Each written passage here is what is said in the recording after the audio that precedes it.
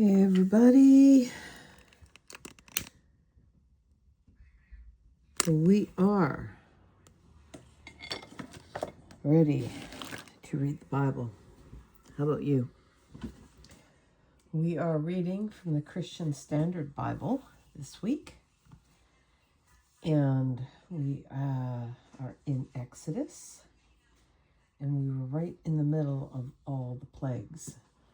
So let's see what happens now. We're going to be reading chapters 10, 11, and 12. And let's get to it. And of course, everything is unfiltered, unedited, and unrehearsed. Then the Lord said to Moses, "Go to Pharaoh, for I have hardened his heart and the hearts of his officials, so that I may do these miraculous signs of mine among them, and so that you may tell your son and grandson how severely I dealt with the Egyptians and performed miraculous signs among them, and you will know that I am the Lord." So Moses and Aaron went into Pharaoh and told him, "This is what the Lord, the God of the Hebrews, says. How long will you refuse to humble yourself before me? Let my people go, that they may worship me. But if you refuse to let my people go, then tomorrow I will bring locusts into your territory.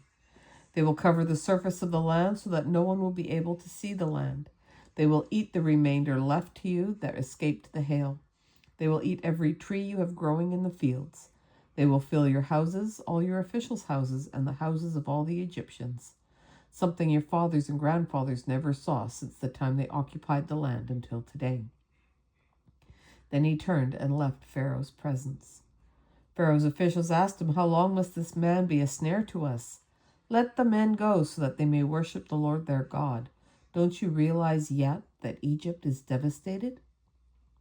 So Moses and Aaron were brought back to Pharaoh. "Go worship the Lord your God," Pharaoh said, "but exactly who will be going?"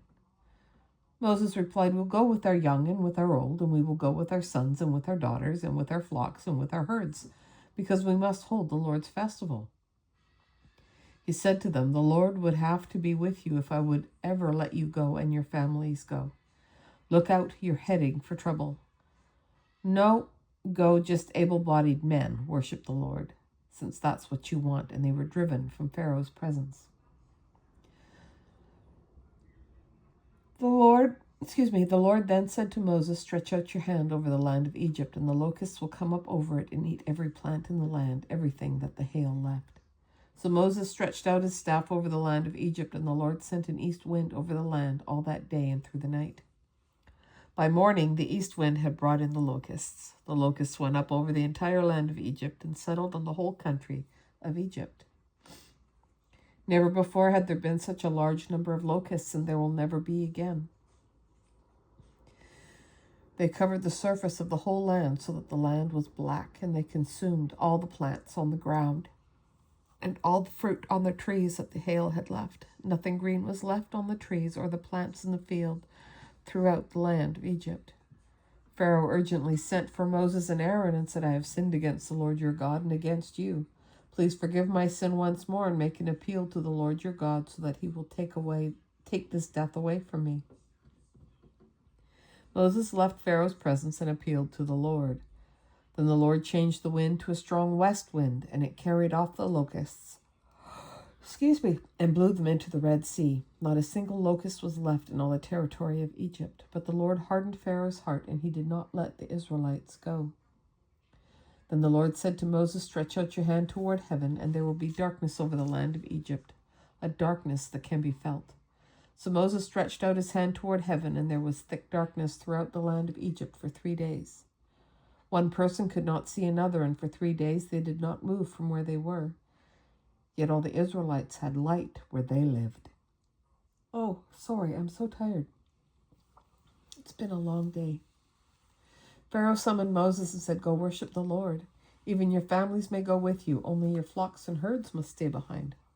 And Moses responded, "You must also let us have sacrifices and burnt offerings to prepare for the Lord our God. Even our livestock must go with us. Not a hoof will be left behind, because we will take some of them to worship the Lord our God. We will not know what we will use to worship the Lord until we get there." But the Lord hardened Pharaoh's heart, He was unwilling to let them go. Pharaoh said to him, "Leave me. Make sure you never see my face again, for on the day you see my face, you will die." "As you have said," Moses replied, "I will never see your face again." The Lord said to Moses, "I will bring one more plague on Pharaoh and on Egypt, and after that he will let you go from here. When he lets you go, he will drive you out of here. Now announce to the people that both men and women should ask their neighbors for silver and gold items." The Lord gave the people favor with the Egyptians, and in addition, Moses himself was very highly regarded in the land of Egypt by Pharaoh's officials and the people. So Moses said, "This is what the Lord says. About midnight I will go through Egypt, and every firstborn male in the land of Egypt will die, from the firstborn of Pharaoh who sits on his throne to the firstborn of the servant girl who is at the grindstones, as well as every firstborn of the livestock. Then there will be a great cry of anguish throughout all the land of Egypt, such as never was before or ever will be again. But against all the Israelites, whether people or animals, not even a dog will snarl, so that you may know that the Lord makes distinction between Egypt and Israel. All these officials of yours will come down to me and bow before me, saying, 'Get out, you and all the people who follow you. After that, I will get out.'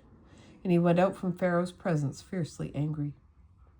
The Lord said to Moses, 'Pharaoh will not listen to you, so that my wonders may be multiplied in the land of Egypt.' Moses and Aaron did all these wonders before Pharaoh, but the Lord hardened Pharaoh's heart, and he would not let the Israelites go out of his land. The Lord said to Moses and Aaron in the land of Egypt, 'This month is to be the beginning of the months for you. It is the first month of your year.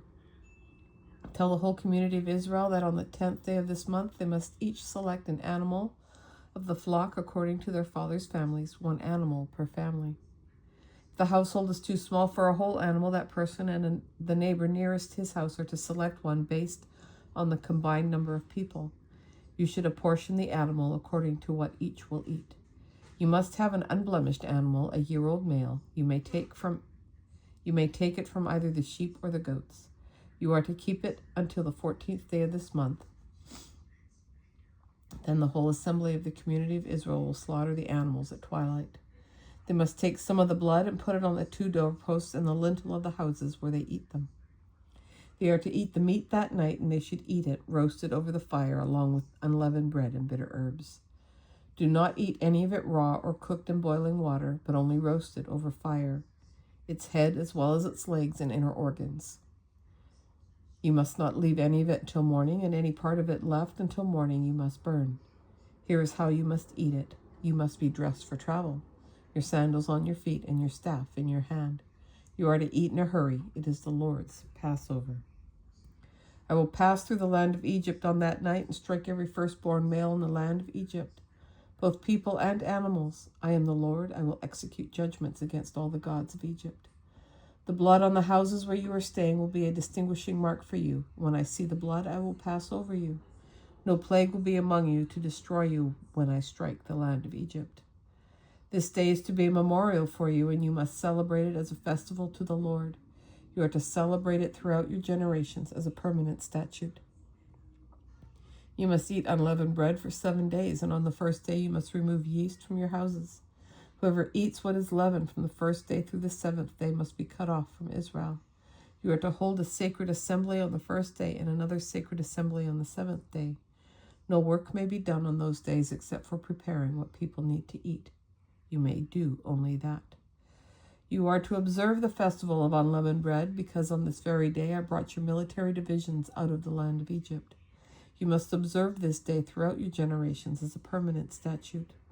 You are to eat unleavened bread in the first month, from the evening of the 14th day of the month until the evening of the 21st day. Yeast must not be found in your houses for 7 days, and if anyone eats something leavened, that person, whether a resident alien or native of the land, must be cut off from the community of Israel. Do not eat anything leavened. Eat unleavened bread in all your homes." And then Moses summoned all the elders of Israel and said to them, "Go select an animal from the flock, according to your families, and slaughter the Passover animal. Take a cluster of hyssop, dip it in the blood that is in the basin, and brush the lintel and the 2 doorposts with some of the blood in the basin. None of you may go out of the door of his house until morning. When the Lord passes through to strike Egypt and sees the blood on the lintel and the doorposts. He will pass over the door and not let the destroyer enter your houses to strike you. Keep this command permanently as a statute for you and your descendants. When you enter the land that the Lord will give you as he promised, you are to observe this ceremony. When your children ask you, what does this ceremony mean to you? You are to reply, it is the Passover sacrifice to the Lord. For he passed over the houses of the Israelites in Egypt when he struck the Egyptians, and he spared our homes. So the people knelt low and worshipped, and then the Israelites went and did this. They did just as the Lord had commanded Moses and Aaron. Now at midnight the Lord struck every firstborn male in the land of Egypt, from the firstborn of Pharaoh who sat on his throne to the firstborn of the prisoner who was in the dungeon, and every firstborn of the livestock. During the night Pharaoh got up, he and along with all his officials and all the Egyptians, and there was loud wailing throughout Egypt because there wasn't a house without someone dead. He summoned Moses and Aaron during the night and said, "Get out immediately from among my people, both you and the Israelites, and go and worship the Lord as you have said. Take even your flocks and your herds as you asked, and leave, and also bless me." Now the Egyptians pressured the people in order to send them quickly out of the country, for they said, "We're all going to die." So the people took their dough before it was leavened, with their kneading bowls wrapped up in their clothes on their shoulders. The Israelites acted on Moses' word and asked the Egyptians for silver and gold items and for clothing. And the Lord gave the people such favor with the Egyptians that they gave them what they requested. In this way they plundered the Egyptians. The Israelites traveled from Ramesses to Succoth, about 600,000 able-bodied men on foot, besides their families. So you got to double or triple that at least. A mixed crowd also went up with them, along with a huge number of livestock, both flocks and herds. The people baked the dough they had brought out of Egypt into unleavened loaves, since it had no yeast. For when they were driven out of Egypt, they could not delay and had not prepared provisions for themselves. The time that the Israelites lived in Egypt was 430 years. At the end of 430 years, on that same day, all of the Lord's military divisions went out from the land of Egypt. It was a night of vigil in honor of the Lord, because he would bring them out of the land of Egypt. This same night is in honor of the Lord, a night vigil for all the Israelites throughout their generations. The Lord said to Moses and Aaron, "This is the statute of the Passover, and no foreigner may eat it. But any slave a man has purchased may eat it after you have circumcised him. A temporary resident or hired worker may not eat the Passover. It is to be eaten in one house, and you may not take any of the meat outside the house, and you may not break any of its bones. The whole community of Israel must celebrate it, and if an alien resides among you and wants to observe the Lord's Passover, every male in his household must be circumcised, and then he may participate. He will become like a native of the land, but no uncircumcised person may eat it. The same law will apply to both the native and the alien who resides among you." Then all the Israelites did this. They did just as the Lord had commanded Moses and Aaron. On that same day, the Lord brought the Israelites out of the land of Egypt according to their military divisions. And that, my friends, is our reading for February 2nd, 2026. Thanks for joining me. My apologies for it being late. We are the tail end of our day, and it's been a long one. So I'm going to bid you adieu, and I hope to see you again tomorrow. Take care, and bye for now.